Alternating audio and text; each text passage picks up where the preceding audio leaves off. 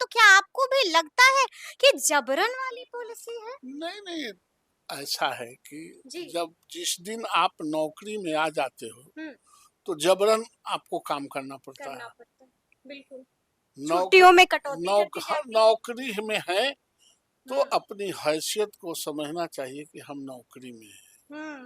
तो वो तो जबरन हो ही जाता है। हम्म। अब उसी में मिला जुला के बेहतर से बेहतर तरीका सरकार अपनाती है हम्म। कि सबों को एक तरह से ट्रांसफर पोस्टिंग हो या और भी कोई पदस्थापन हो उसमें मिले, ये सरकार की कोशिश होनी चाहिए। हम्म। और पता नहीं वो कोशिश कहाँ डिस्प्यूट हो रहा है, मुझे हम्म। पता नहीं है। वो आपको पता नहीं है, लेकिन क्या आपको लगता है कि यहाँ पर ज्यादती हो गई है पुरुष शिक्षकों के साथ? ये जो 5 सालों में सामूहिक तबादले वाली बात है, वो भी गलत है? क्या आप भी इस बात से इत्तेफाक रखते हैं? नहीं, वो गलत है। 5 साल के बाद ये स्थानांतरण करने का अधिकार तो 1 घंटा आज अपॉइंटमेंट हुआ और 1 घंटा के बाद सरकार को है। हम्म। ये 5 साल में दुकानदारी खोले जाएंगे, ये निश्चित रूप से गलत है। अच्छा, आपको भी लगता है कि अगर ये बात होती है तो फिर इसकी आड़ में बड़ा उद्योग चलेगा? निश्चित रूप से उद्योग चलेगा और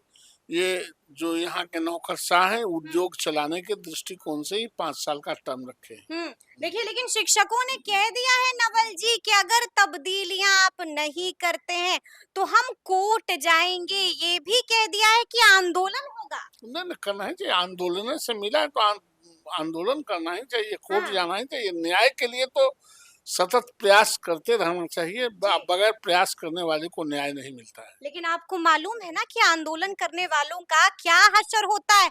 आंदोलन होता है तो विवाद होता है, विवाद होता है तो लाठियां चलती हैं, और लाठियां चलती हैं तो शिक्षकों के साथ फिर से वही सुलूक होता है। नहीं होता है, लेकिन आंदोलन भी होबे हम्म। न करता है। सब कुछ जानते हुए भी आंदोलन से उन लोगों को मिला है। हम्म। उन्हें घरे पहुंचाने थोड़े गई है सरकार, जी। आंदोलन से ही मिला है। और आंदोलन लगे कि हम हमारे लिए जस्टिफाइड नहीं है हाँ। तो आंदोलन करें। अच्छा, आपकी राय में क्या कुछ बदलना चाहिए इस नीति में? 5 साल पर जो स्थानांतरण है उसको बदलना चाहिए और एक बार ऐच्छिक स्थानांतरण करनी चाहिए। करना चाहिए, निश्चित ऐच्छिक स्थानांतरण करना चाहिए, और 5 सालों वाली बात जो है उसमें तब्दीली लानी उसको चाहिए, ड्रॉप करना चाहिए। ड्रॉप कर देना चाहिए उसको।